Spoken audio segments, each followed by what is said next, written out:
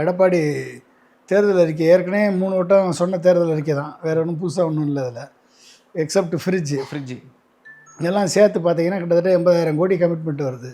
80,000 1 லட்சம் கோடி கமிட்மெண்ட்டு. இதுக்கு எங்கே போவார் அப்படின்னா, நிதி ஆதாரத்துக்கு எங்கே போவார் அப்படின்றதுக்கு எந்த விதமான நாங்களும் வரியை போட்டு வரியை உயர்த்தி நிதி ஆதாரத்தை உயர்த்துவோம் அப்படின்றாரு. ஃபினான்சியல் செக்ரட்டரிஸோட கன்சல்ட் பண்ணி எல்லாம் பண்ணுன்றாரு. இது பண்ணுறதுக்கு எதுக்கு எடப்பாடி? ஓகே, வளர்ச்சியை உருவாக்கி ஜிடிபியை உயர்த்தி நான் டாக்ஸபிள் இன்கத்தை உயர்த்தி பண்ணுவேன்னு சொன்னால் கூட ஒரு முதலமைச்சர் சொல்கிறக்கூடிய பழைய முன்னாள் முதலமைச்சர் ஒரு அறிவோடு செயல்படுறாருன்னு நம்ம ஏற்றுக்கலாம். வரி போட்டு பண்ணுவேன்னு சொல்கிறதுக்கு இவர் இதுக்கு பண்ணணும். அதனால் இவருடைய வாக்குறுதிகள் எல்லாமே வந்து அவ்வளோவா மக்கள் மத்தியில் புதுசான ஒன்றும் இல்லை. எல்லாமே ஆல்ரெடி 3 வட்டம் சொன்னது தான். இது is not creating any ripple effect.